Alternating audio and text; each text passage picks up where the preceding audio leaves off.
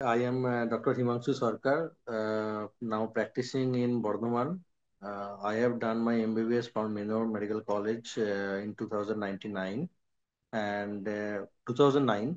And after that, I am currently doing MD from Bardhaman Medical College, and I am also serving as a medical officer in West Bengal Health Service from 2016 to present.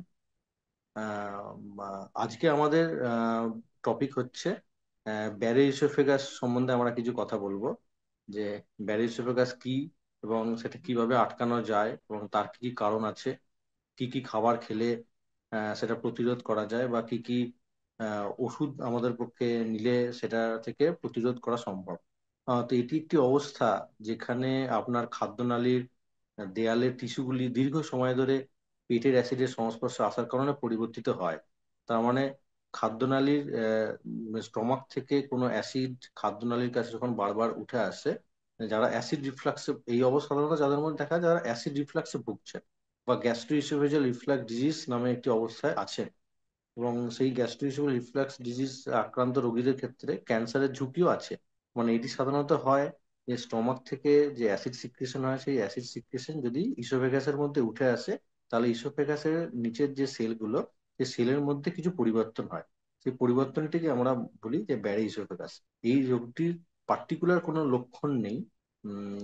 যেহেতু এটি খাদ্যনালীর দেয়ালে দীর্ঘ সময় ধরে irritation করছে বা বিরক্ত করছে, তাই লক্ষণটি এই বিশেষ অবস্থার জন্য, মানে গ্যাস্ট্রোইসোফেজিয়াল রিফ্লাক্স ডিজিজের জন্য যে রকম সিমটম দেখা যায় সেটাই আমরা দেখতে পাবো। কি কি হতে পারে?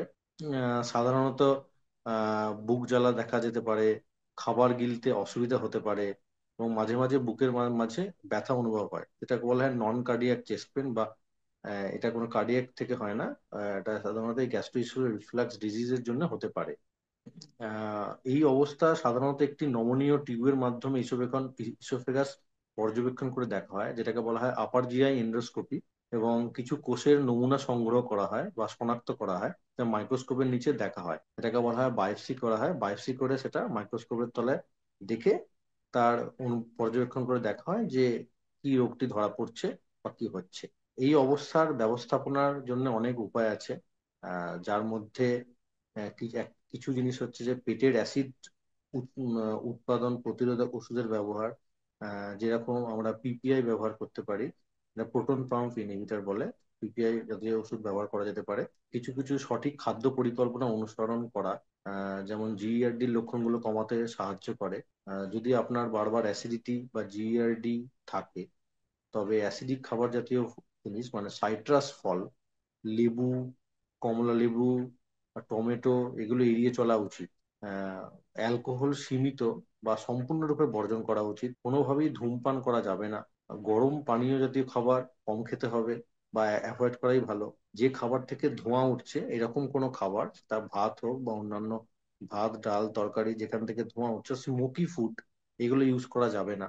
চকলেট, কফি বা ক্যাফিন আছে এরকম খাবার বা গরম চা, এগুলো গ্রহণ করবেন না। যতটা সম্ভব ঠান্ডা বা স্বাভাবিক টেম্পারেচারের খাবার দাবার খেতে হবে। তেলে ভাজা বা উচ্চ চর্বি মশলাদার খাবার বা বেশি ভাজাভুজি, এসব খাবার এড়িয়ে চলতে হবে।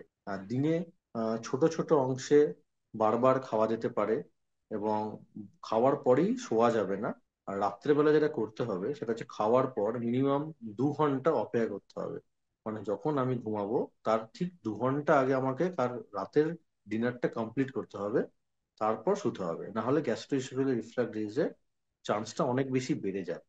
এটা নিয়ে আমাদের এত ব্যারিসোফেগাস বা গ্যাস্ট্রোইসোফেজিয়াল রিফ্লাক্স ডিজিজ যেটা সম্বন্ধে আমরা বলছি, এটা নিয়ে কেন এত সচেতনতা দরকার? তার একটা কারণ হচ্ছে যে Barrett's oesophagus can rarely convert into oesophageal cancer. Oesophageal cancer হওয়ার একটা সম্ভাবনা রয়েছে। সেটা যাতে প্রিভেন্ট করা যায়, এবং সেটা প্রিভেন্ট করার উপায় হচ্ছে যে ব্যারিসোফেগাসকে প্রিভেন্ট করা। সেটা প্রিভেন্ট করা সম্ভব হলে তবে ইসোফেজিয়াল ক্যান্সারের পরিমাণ কমানো যেতে পারে।